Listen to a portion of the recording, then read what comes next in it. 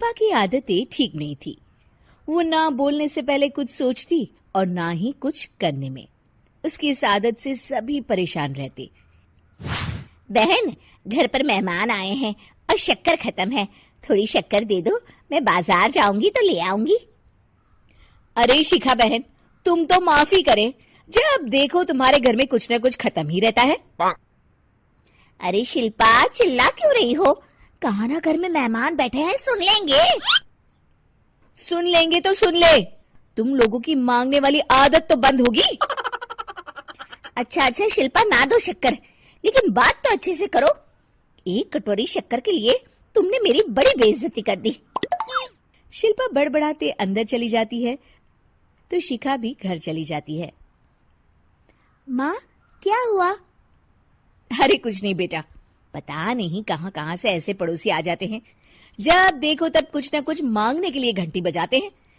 अब घंटी बजे तो दरवाजा ना खोलना। पता नहीं माँ की ये आदत कैसे बदलेगी, किसी को कुछ भी बोल देती है, बोलने से पहले सोचती भी नहीं।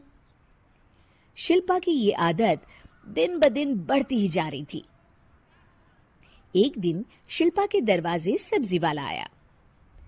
सुनो भैया, मुझे ये भिंडी, टिंडे, लौकी और आलू के साथ 1 किलो प्याज दे दो। जी बहन जी। वो एक एक कर सारा सामान पैक कर देता है। कितने पैसे दूं? 220 रुपए पूरे। अरे इतना महंगा नहीं, हाँ मैं तो सिर्फ 150 दूंगी। नहीं नहीं, पैसे तो पूरे लूंगा, नहीं तो सब्जी वापस कर दो। ऐसे कैसे वापस कर दूंगी? मैं तो एक भी सब्जी वापस नहीं करूंगी। और हाँ, रही बात पैसों की, तो लेना है तो 150 ले लो, वरना मेरे मोहल्ले में घुसने तक नहीं दूंगी। हाँ। अरे नहीं नहीं बहन, हम लोग गरीब लोग हैं, ऐसा ना करो। पकड़ो ये 150 और दफा हो जाओ। शिल्पा की बेटी अंदर से ये सब देख रही थी। शिल्पा, तूने तो हद कर दी। बेचारा गरीब आदमी, उसका तो गुजारा ही इसी से होता है। बोलने से पहले सोचा कर बेटा। माँ आप चुप रहो, घर चलाना बच्चों का खेल नहीं, और वैसे भी इतनी महंगी सब्जी थोड़ी ना होती है। आपको तो सिर्फ खाने से मतलब है, लेकिन मुझे तो सब सोचना पड़ता है ना। शिल्पा की सास ये बात सुनकर दुखी हो जाती हैं। शिल्पा की बेटी शिल्पा की ये सारी बातें सुन रही होती है। शिल्पा की बेटी एक दिन माँ से कहती है, माँ, ओ माँ, जरा यहाँ तो आना। ओहो क्या हुआ, क्यों चिल्ला रही हो ऐसे बेटा? हुआ क्या, ये देखिए मेरी स्कूल की ड्रेस कितनी गंदी हो गई है, इसे कौन धोएगा? लेकिन ये तो साफ है बेटा, मैंने अपने हाथ से खुद साफ किया है। माँ, ये ड्रेस इतनी गंदी है कि मैं इसे पहन ही नहीं सकती, चलो मुझे बाजार से नई दिलाओ।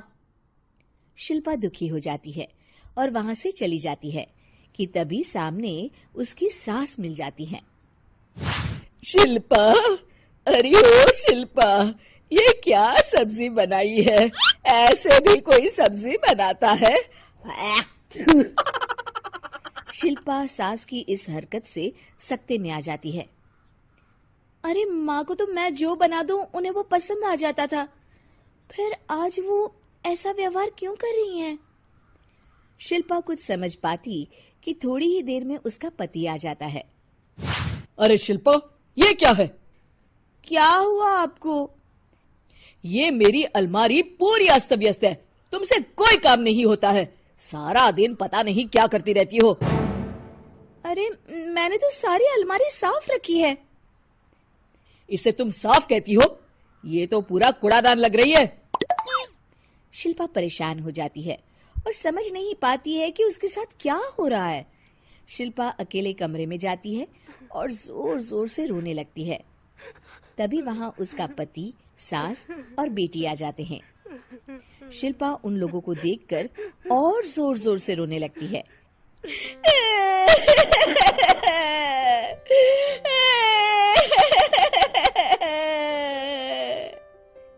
कि तभी उसकी सास उससे कहती है, क्या हुआ?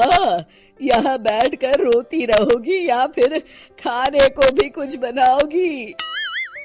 माँ, पहले आप बताएं, आप लोगों को क्या हुआ है जो मुझसे ऐसा व्यवहार कर रहे हैं?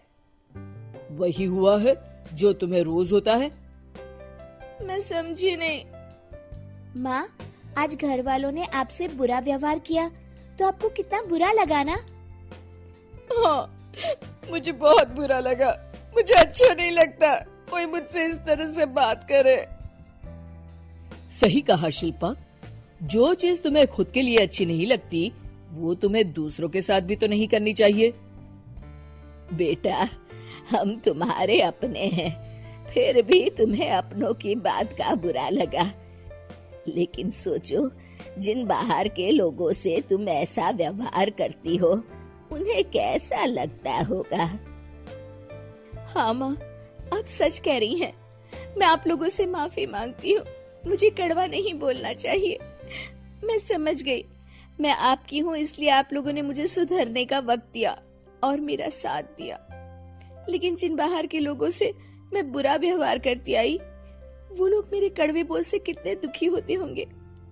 मैं वादा करती हूँ, आज से ऐसा व्यवहार किसी के साथ नहीं करूंगी। सीख, हमें दूसरों के साथ वैसा ही व्यवहार करना चाहिए जो हम खुद के लिए अपेक्षा करते हैं।